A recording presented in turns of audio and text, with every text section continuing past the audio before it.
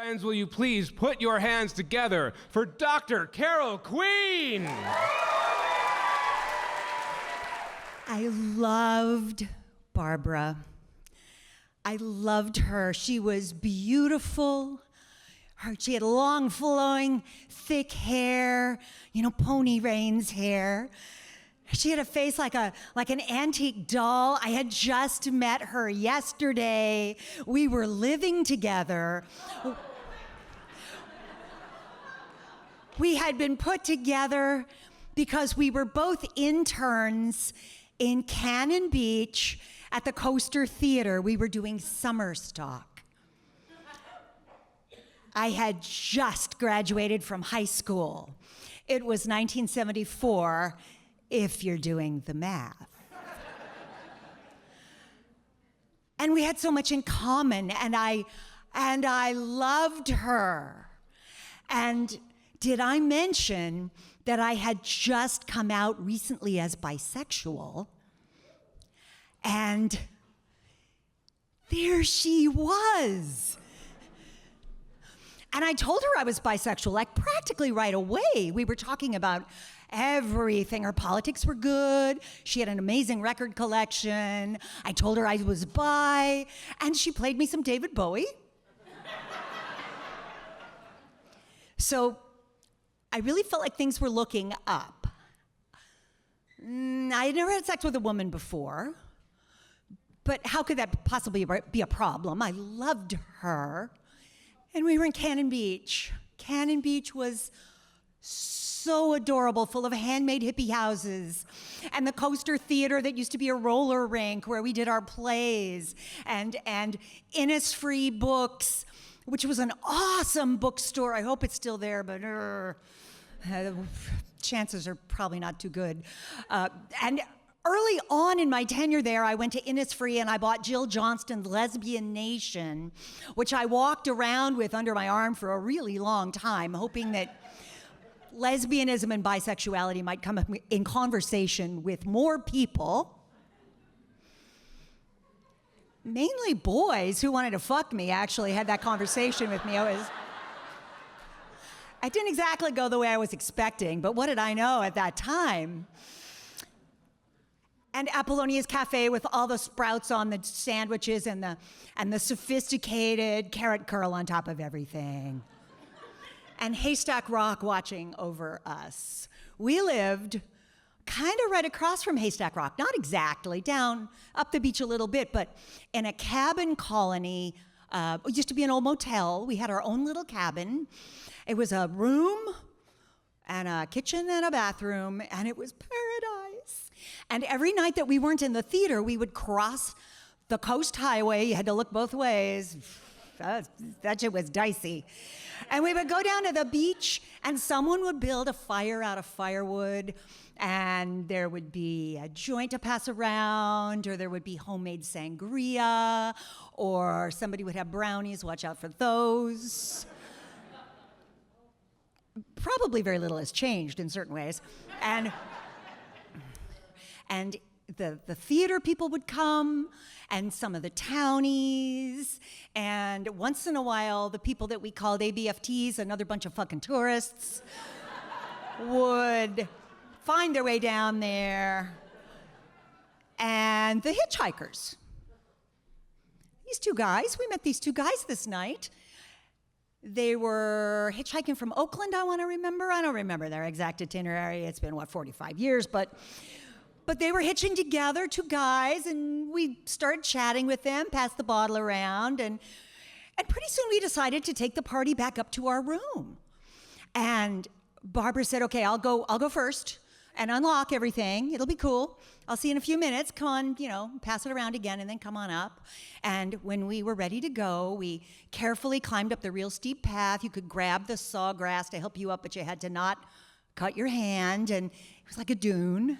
And there was the Pacific Coast Highway at the top, and look both ways, cross, crunch up the gravel to my front door, the first front door that I had ever had that didn't have my parents or some other fucking adults in there.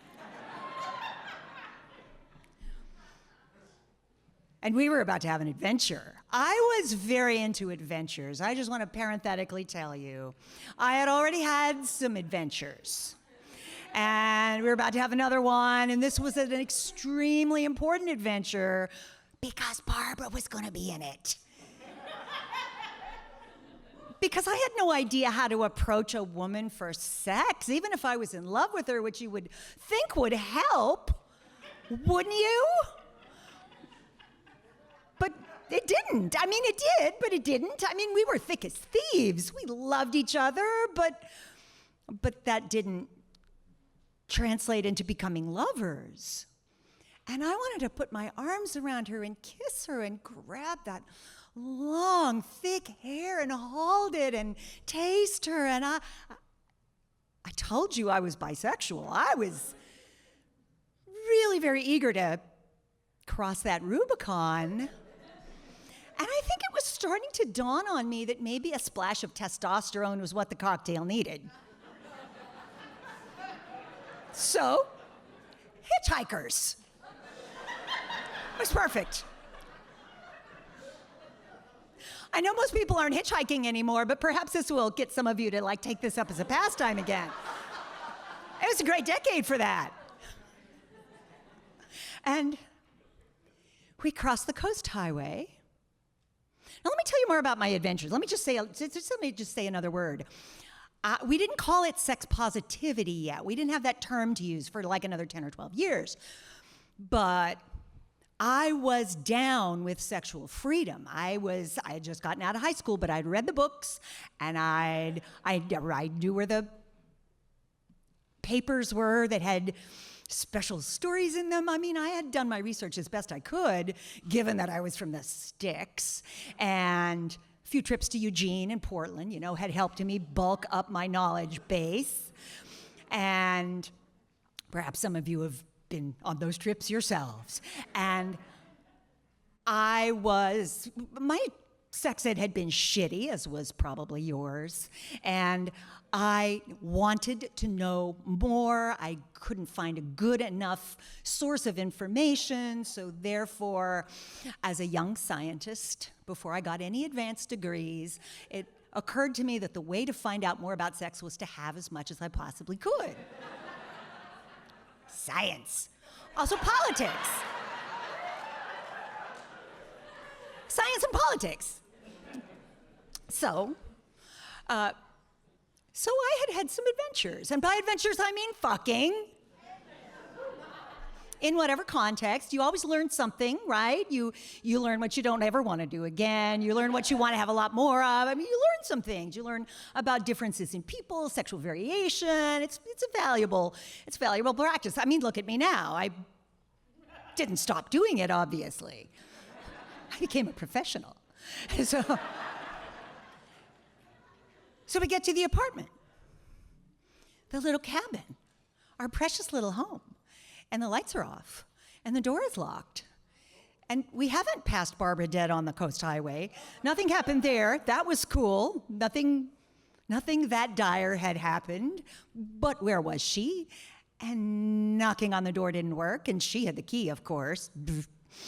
And so we went around back, and the boys hoisted me up, and I flung myself at the kitchen window, and a couple of tries allowed me to shovel the screen and wiggle inside, sort of land on the table, hands first, and crawl out, stand up, look around, didn't see Barbara anywhere. And so I started to look for her, and I explained the layout of the apartment, so it didn't take very long for me to find her. In the bathroom, with the lights out, kind of huddled behind the toilet.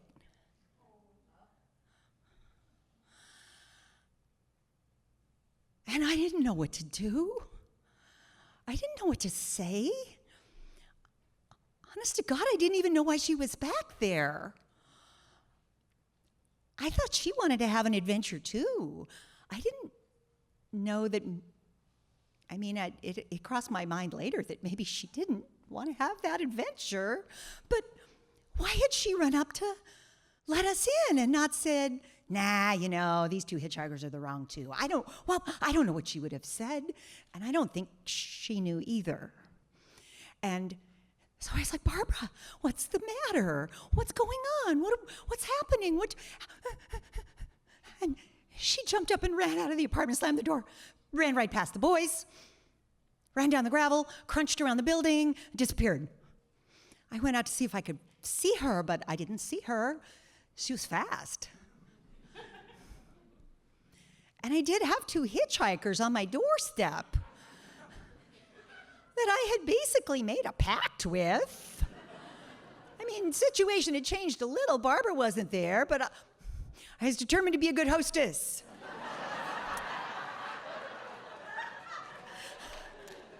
So, also, there was another scientific experiment to be done because I had recently gone to Portland on the bus and gone to the Student Health Center at Portland State University, where I was matriculated for those 3 months because they were the ones who ran the theater. It was a summer stock program through them, so I could go get a diaphragm. Please look it up online later, my friends, if you don't know what this even is. Covers up the cervix, little kind of creepy, cold, weird, gooey. Don't even go down on somebody with this jelly. Just don't. Just take my word for it. I never say don't do things. Oh, just don't do that. That wasn't a problem in this particular encounter, as I recall. So I put it in. I came out, I'm ready to explore my diaphragm. Oh, and you 2 hitchhikers, too. Now, the hitchhikers have been hitching together for a while. And they were lovely, well, scruffy guys, but they were dolls. They were nice. They were cheerful. But one of them was the alpha hitchhiker for sure, and he did not want to fuck me with the other guy on the bed. I guess it would be too bisexual. Now that we had lost the inherent bisexuality of the experience, we were just going to have to go for a garden variety threesome adventure. And like the 2 men, 1 woman garden variety version. You know that's what I mean, right? So I had had those before, I told you. I was a young scientist. I had been trying to tot up as many kinds of experience as possible under all the circumstances, but never before with contraception. And so it was a big night for me, right? Like somebody could actually come and it might not end my life temporarily. So we get going, me and Alpha Hitchhiker, because of course he went first. Like, did those 2 guys negotiate who wants buttered bun? No, I don't think they did. I think Alpha Hitchhiker went first. And we ran into a little trouble. It didn't take very long either because Alpha Hitchhiker goes, "Is there something in your pussy?" And I'm all, "Yes," proudly. "My diaphragm. This is the very first time I've ever used it, and it's contraception. I'm so happy." And he was like, "Well, I could feel it. You better take it out." So I just want to reassure you that in the back of my mind, I was actually really worried about Barbara, but at the same time, I had to explain to this fucker that I had not known him anywhere near long enough to have his baby, maybe even possibly. Seriously, if anyone ever grouses to you about contraception this way, get their legal name and then explain all this to them.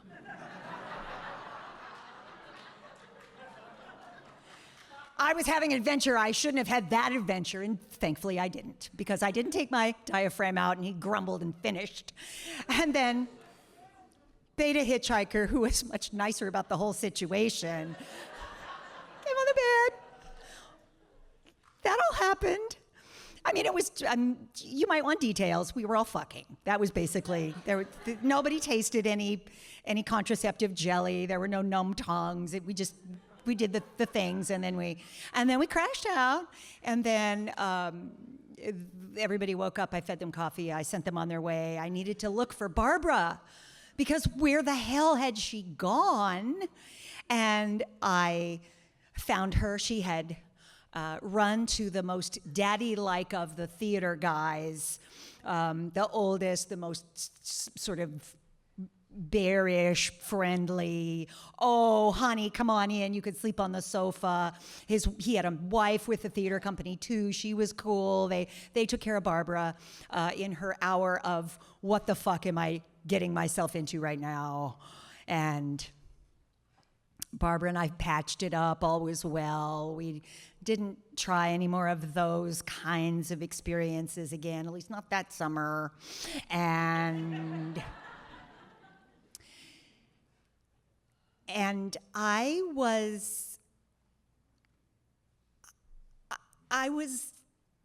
didn't know what had happened. I think it took decades for me to realize that conceivably Barbara was a virgin. She hadn't said a word about it, but she didn't want to have that adventure. And there are so many reasons why that might be. That's only one of the possible reasons. I've thought of a lot of them since then. Because I think back on that summer with such joy and such fond memories, and also remembering that I loved this woman, and I think I kind of failed her. She's never said that to me or anything, but I just feel like I should have been able to get it and know what to say or what to do. I mean, had anybody modeled any communication like that to me ever before? Well, really not so much. So maybe I'm being a little hard on myself, but I wanted to learn everything there was to learn about sex. I wanted to feel empowered in it. I wanted to feel like it was okay to pursue it. I didn't have too much trouble with that, but I wanted to feel like I could master this incredible set of behaviors and things and possibilities and learn some more different shit. And, you know, if you get back on the horse, you learn that stuff eventually, at least if you really keep going. No pressure, but just saying. But I think the thing that I didn't know was that I thought that I was trying to learn about sex. It turns out the thing that I really needed to learn about was love.